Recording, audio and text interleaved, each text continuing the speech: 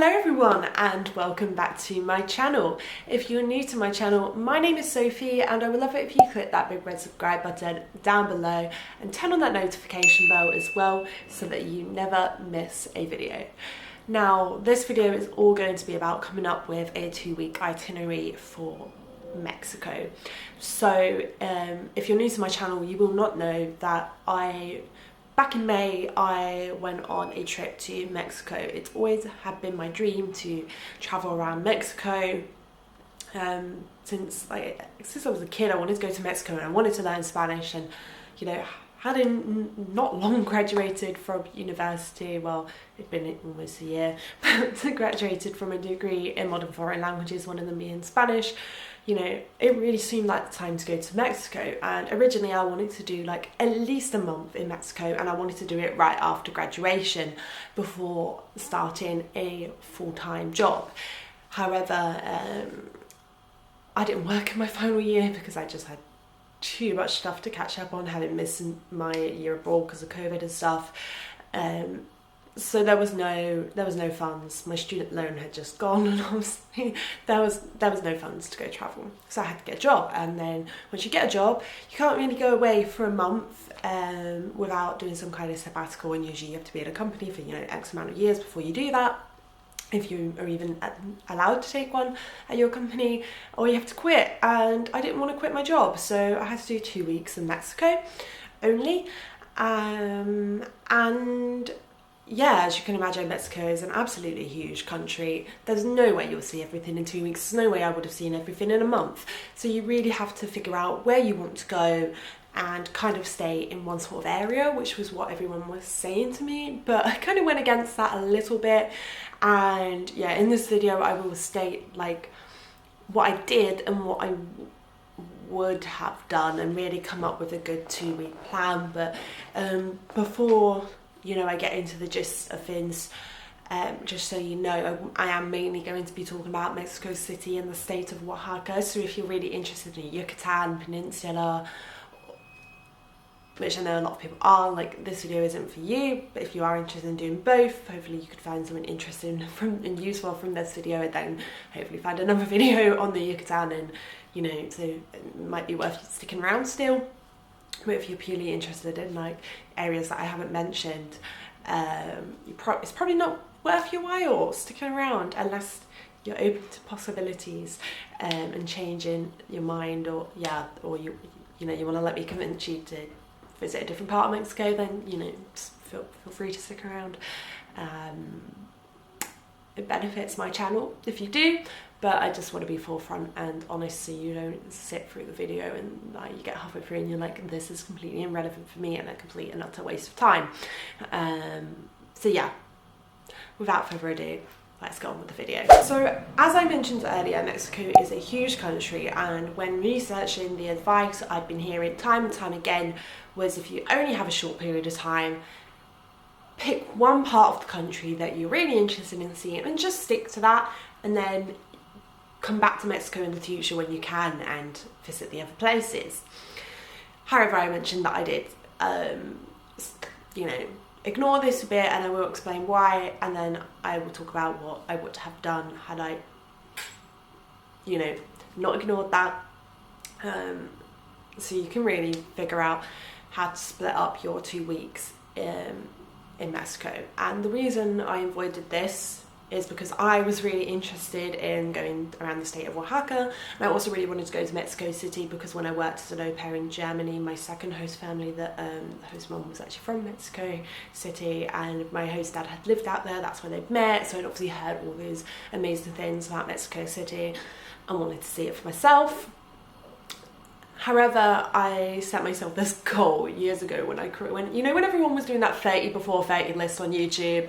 Yeah, I created one of those, and I set myself this goal that I was going to see all the new 7 wonders of the world before I was 30, and I was like, yeah, I got loads of time, I'm 19, I will do that. But then obviously I went to university, and the whole time I was in university, I didn't go on any trips outside of Europe because of money, and most of them are outside of Europe. In fact, I didn't even end up seeing the one which is in Europe, the Colosseum, until fairly recently after I left university. Now I'm 25 and I don't have much time left to tick off all of these places, so I really didn't want to miss out on Chichen Itza, even though I'd heard that, you know, there's other amazing archaeological sites in Mexico, some that I can imagine are probably way more incredible and better than Chichen Itza and have a lot less tourists. However, like, because I set myself this goal, I was like, I have to go, I can't not go, I don't know when I'll go back to Mexico, I need to go.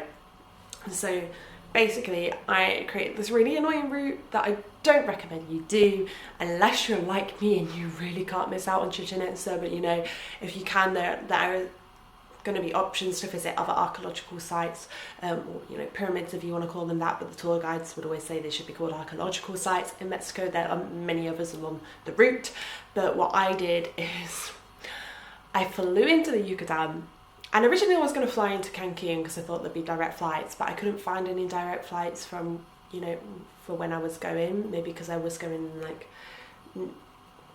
off-peak season, I don't know, maybe I should have checked Birmingham Airport as well because it's really not that far from London. I actually heard a bunch of people say that, well, I heard a girl say that she got a really cheap flight back from Birmingham, and it was like, it saved her so much money even though she had to still get the train to London or whatever. So, but I didn't even fit to consider that.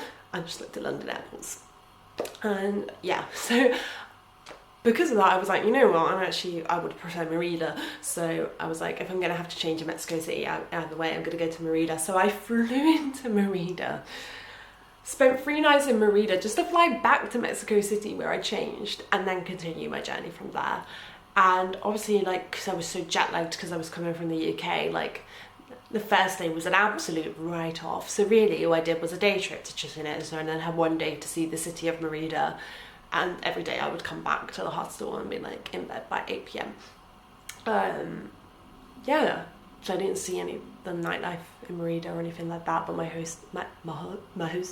hostel was very unsocial, like very hard to make friends anyway. So if you're staying in hostels and you're looking to make friends, I do not recommend hostel in Merida. It's got a beautiful pool, lovely area. I can imagine you could get some work done there and stuff as a digital nomad, like, but yeah, it seemed kind of hard to, it wasn't as social as any of the other hostels I stayed in along the way. So that's what I did, and then I went to Mexico, yeah, like I said, I went to Mexico City, and then Oaxaca City, and then San Jose del Pacifico, and then Puerto Escondido. But I really didn't have enough time, like I only had 2 nights in Mexico City, and this is all because I went out of the way to go to Merida, and I think in total I did 13 nights, not 14 days or whatever, because of you lose a day basically flying when you go long haul. Yeah, so don't do what I did unless you really want to go to Chichen Itza, but you really want to visit the you know, the state of Oaxaca and stuff. I really recommend doing Yucatan as a separate trip. So now I'll talk about the route I did minus Merida, which, you know, if you do want to go to the Yucatan, it is a lovely city. There's lots of nice cenotes nearby, but I didn't really get to enjoy those because, like I said, I had one day to see the city, one day to do my Chichen Itza tour, which included one cenote, but it was very packed, not the best one to go to. Had I spent more time in the Yucatan, I may have not even done a Chichen Itza tour from Merida. I may have gone to Merida purely for the city and the cenotes, and done a trip from Valladolid because it looks like an amazing city and it's closer, and that also has lots of nice cenotes nearby. So, you know, if you are going to do the Yucatan, you know, I recommend you research into those areas. But we're going to be talking about Mexico City and the state of Oaxaca. So this is what the route I actually recommend doing in 2 weeks, and that is starting off in Mexico City because it's got a lot of international flights, so you'll probably be able to find a direct one, or, you know, you may want to save money and not fly in directly, but there should be options there. It's got a very good metro system as well, very easy to get around. I got the metro from the airport actually to my hostel, so yeah, and this is a place I also recommend you spending the most time because it's huge. And there's so much to do here, so I would recommend like 4 nights, especially if you are flying somewhere from afar. You're probably gonna have a day that's kind of wasted, like I did in Merida, because you're just gonna be so tired that you might go for a little bit of a wander and then, you know, maybe eat some tacos al pastor and then go back and like pass out. So I recommend like 4 nights here because it's such a big city. And I recommend you get out of the city as well. Now, I did not do this myself because, like I said, I only had 2 nights, but there's an archaeological site near Mexico City, which I'll write here because I'm terrified I'm going to mispronounce the name of it. But the hostel I actually stayed in offered day tours there, and everyone would come back soon. It was so amazing. So I really feel like it's a must-see place in Mexico. And my hostel also did offer hot air balloon tours at sunrise, and I really want to go back to Mexico just to do that over the pyramids, like specifically Mexico City. I don't know, that's now on my bucket list, so I have to go back to Mexico one day and do that. Obviously that's a lot more expensive, so it really depends on what your budget is, but those are all things you can do in Mexico City. Obviously recommend you like check out El Centro Histórico, although I have heard that it's a bit more unsafe at night, which is actually where my hostel was as well, so I only like Ubered anywhere at night, but I think that's probably best to do in Mexico City anyway, because you hear a lot of mixed things, and a lot of the time it is at night that people say it's not so safe. So yeah, but there's lots of safe areas in Mexico City as well, like Condesa, Roma Norte. It's not as bad as people say. Just, you know, obviously be wary, don't walk around with your phone like this. But I would tell you not to do that in London now, because people get their phones stolen like that all the time in London. So, like, you know, I think really the only danger in Mexico City that you would have would be like more like robberies and yeah. But there's a lot to do there. Frida Kahlo Museum. Chapultepec Castle offers amazing views. I also went to Palacio de Bellas Artes. I didn't get to go to the Archaeological Museum, but I've heard so many amazing things about it. That's also in the Chapultepec area. So like I would recommend probably dedicating a whole day to Chapultepec, because I hear you need a lot of time in the museum, because I only went there in the afternoon because I only had 1 full day in Mexico City. So I went to the Frida Kahlo Museum because it was like bucket list thing to do for me in Mexico City, and then I went to Chapultepec and only went to the castle, and then I had to go back to the hostel. Yeah, so a lot to do there. Dedicate a lot of time to Mexico City. Then from Mexico City, what you're going to want to do is you're going to want to get a bus down to Oaxaca City, and you're going to get an Alo bus, because they're just the main coach round in Mexico City, and they're very nice coaches, quite cheap, very comfortable. So that's what you're going to do. You're going to get that bus down to Oaxaca City, a beautiful, incredible city that I feel like you cannot miss. I was absolutely in love with this city from the moment I stepped off the bus. It's so colourful. So you're going to want to spend 3 nights here. I think that's what I actually did do, 3 nights here, and you know, I probably could have spent a bit more time there, but if you've only got 2 weeks, I'm going to say you're going to spend 3 nights there, and you're going to have a day dedicated to exploring the city, and you're going to have a day doing some sort of trip. So you can go to, there's an archaeological site nearby that you can visit, Monte Alban. I did not make it there myself because I chose to go to El Agua because I thought that would be more unique. I'd already seen a archaeological site in Mexico, and they actually included an archaeological site in the tour as well. Oh my god, I've actually forgotten the name of it. Mitlan, I think it was called. I can't remember. It's not like your traditional looking pyramid, but it's absolutely gorgeous. A must visit, and it was included in with the tour that I took, which was arranged by the hostel I stayed in, which was called Casa Angel. Very popular hostel, a lot more expensive than the others. So if you're on a budget, probably wouldn't recommend. But for this trip, I was like not on a budget because I was like, this is my last. I knew it was my last trip before like paying like bills and stuff, because I'd literally just moved into a flat, so I was like, I'm spending what I want, this is my dream trip, I'm not missing out on the activities, you know what I mean? Yeah, I can see my battery is about to die, so I need to change it. I'll be back to you with you in a second. And I'm back. I don't think I actually mentioned what Eve el Agua is, but basically it's petrified waterfalls, and it's one of 2 in the world, so that's why I was like, that's the tour I need to go on. So you may want to go on that tour yourself for that same reason. And yeah, and like I mentioned, we got to go to an archaeological site as well. We also got to see a tapestry, and we got to go to a mezcal factory. I feel very sad for the horses now. If you go to the mezcal factory, you will understand why. But in the actual city of Oaxaca, you're gonna want to try some of the food, because Oaxaca is known for its food. It's like the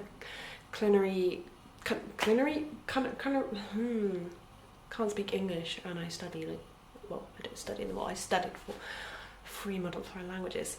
It's the food capital of Mexico. Okay, that's where you're gonna want to go and try some of the different food, maybe some of the different moles, because there's so many different types of moles. I only thought there was one, a mole negro, but no, there's so many. Try, what was that big like Oaxacan pizza that I had? A toluda. You might want to try a toluda. The food market I recommend you go to for the street food is is it 22 de noviembre? 22 de noviembre. I think it's that. I recommend that one. There was a specific market that was further out of the city that my walking tour guide said not to go to. I can't remember the name of it for my life, but maybe just check when you get there which one you shouldn't go to, because he said it's really unsafe and that locals won't even really go there, or if locals do go there, they like don't take much money out with them, leave anything valuable at home kind of thing. Apparently it's famous because there's this woman who was featured on the Netflix show about, I think it's called Latin Street Food. I can't remember. I haven't seen the show myself. It looks quite clear. So that's why a lot of people go there, a lot of tourists go there, but it's not safe, and he told me stories about tourists getting robbed there. So just don't go there. If you stick to the rest of the city, you'll feel pretty safe. Maybe try some of the Oaxacan hot chocolate that they're known for, and then my domo, go to the Culture Museum. That was really nice. Because I waited for Sunday to explore, there wasn't loads open, but yeah, I'll leave some recommendations losing my voice on the screen. And then from Oaxaca City, you'll then want to go down to San Jose del Pacifico. Now, a lot of people do go to San Jose del Pacifico, but a lot of people miss it and go straight to Puerto Escondido, but I really believe that it can't be missed. It also breaks up the journey between Puerto Escondido and Oaxaca. That's actually a really long bus journey. It's like 10 hours long, so I think a lot of people do it at night. But if you go San Jose del Pacifico first, it kind of breaks it up a bit. The thing is, if you're going here, you can't take an adult bus. You need to take like a little like shuttle bus, local shuttle bus. It has been described as the vomit comet, so I did bring loads of like travel sickness tablets with me before I went. I had one of those, I was fine. I actually got the bus from San Jose del Pacifico to Puerto Escondido, which is still described as the vomit comet, the day after being awake all night with food poisoning, and even then I was fine despite all night long, you know. So it's not as bad as they say, but you may want to take some tablets with you, especially if you do suffer from travel sickness anyway, you're going to want that. But yeah, like everyone who was on the coach with me was like, the little minibus with me was like, this is nowhere near as bad as they expected to be. None of us were sick. We all felt fine. So yeah, you're going to want to take that bus to San Jose del Pacifico. It'll drop you off in like the little town. And then there's only one hostel in the area if you're staying in hostels, but it's very nice. It felt like a big Airbnb with a bunch of friends that I hadn't met before, because San Jose del Pacifico, like, it's a place to get away. It doesn't have no nightlife and stuff. You all just sit around the fireplace, chat, make friends. It's just play board games. It's such a lovely little place just to spend a few days, and that's called Bostel, because it's like Bosque, I think. Rancho Viejo. And yeah, they have cabins as well if you don't want to stay in the hostel itself. But it's absolutely gorgeous. It's just this town in the mountains. A lot of people go there to do shrooms. It's famous for its shrooms. I'm pretty sure someone said the one of the Beatles went there, or maybe all the Beatles went there to do, I don't know. They went somewhere to do shrooms in Mexico. And yeah, it's absolutely a great place just to be in nature and to go hiking. That's why I went there for hiking. So yeah, if you love the mountains, you need to stop off there instead of going straight to Puerto Escondido. I would say do 2 nights here if you're on a tight budget. If you're short with time. If not, you can spend more time here. You could easily just spend a week there, just being in nature, relaxing. I just did 2 nights and spent the first half of the day, like the first day, because I only had half a day, just chilling by the hostel, being in nature, get to know people, and went on a hike organised by the hostel the second day. And yeah, just had a little chill out. Absolutely beautiful place. Just don't eat from the, I'll show you the corridor not to eat from, because you will be sick, like me. And lastly, you're going to finish off your trip in Puerto Escondido. You may want to go to one of the other beach towns, which I'll leave on the screen, if you want somewhere a bit more, like, a little less touristy. I would say, like, Puerto Escondido seemed to be the place with the biggest, like, backpacker vibe, touristy vibe that I went to. And I heard, like, you know, it's a lot more like authentic Mexico than the Yucatan. But even then, like, I mean, these were videos that I was watching that were filmed before I went, so I guess it just gets, like, you know, the word gets out and a place gets even more and more touristy, so maybe they weren't so touristy back then, but it was definitely very touristy backpacking vibes when I was there, but still nice, still amazing. And, you know, the locals still like it too.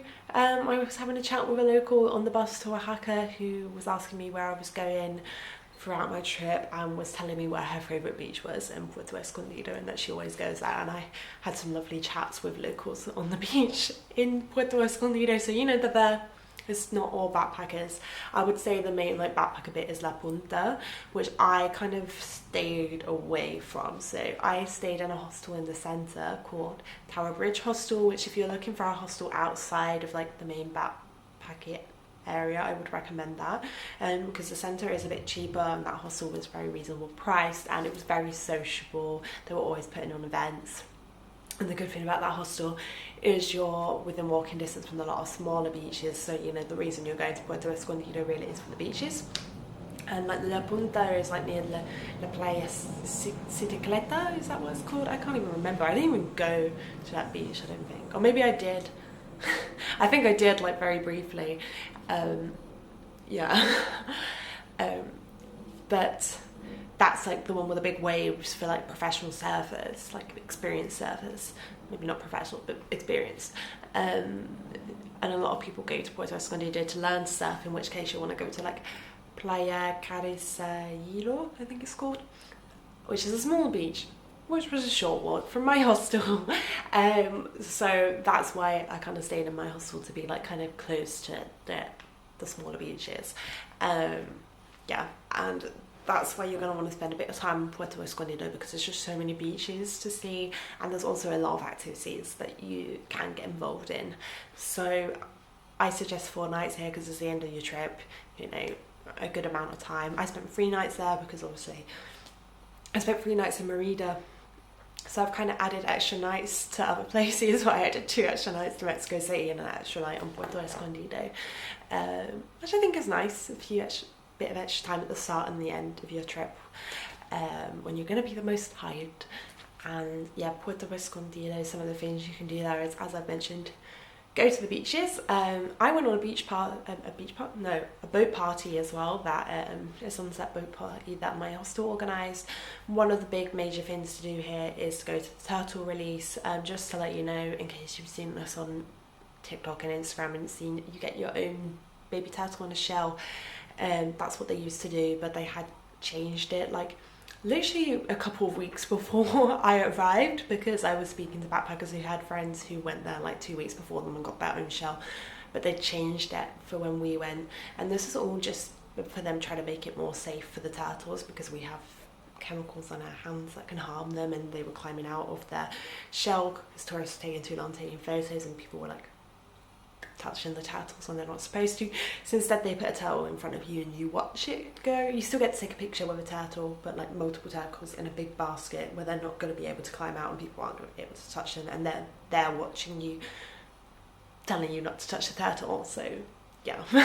So don't touch the turtles. You can go do that. A lot of people were disappointed that it was completely different, but you know, to what they were expecting. They didn't get their own turtle, but really you got to think of the turtles' safety.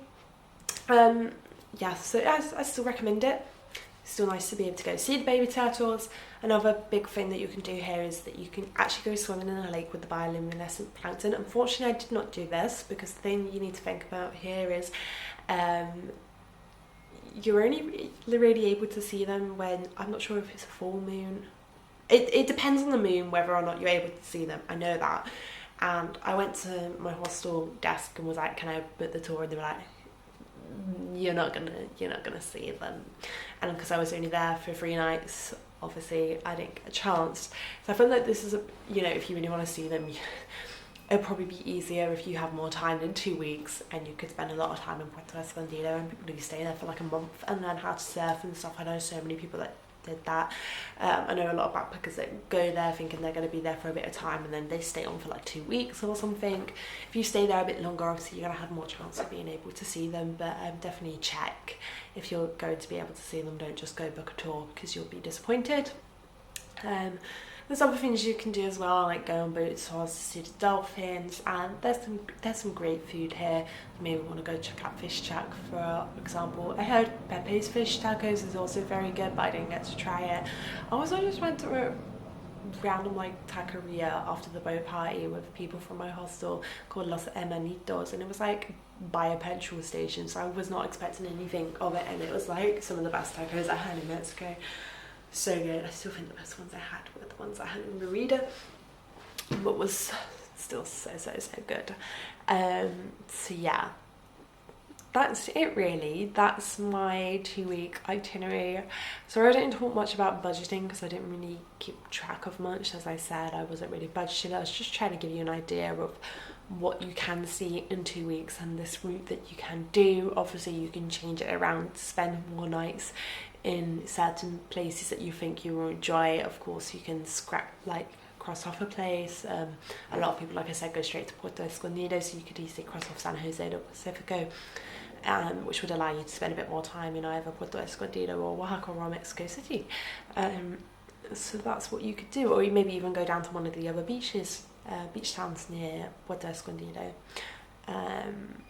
Yeah, so that's it for this video. Please give it a big thumbs up if you found it useful, and yeah, let me know in the comment section if you've been to Mexico, where your favourite places, or where you're planning to go in Mexico. If you found this video helpful, just have a little chat with me in the comments, and don't forget to click that big red subscribe button down below, and I'll see you all in the next video. Bye!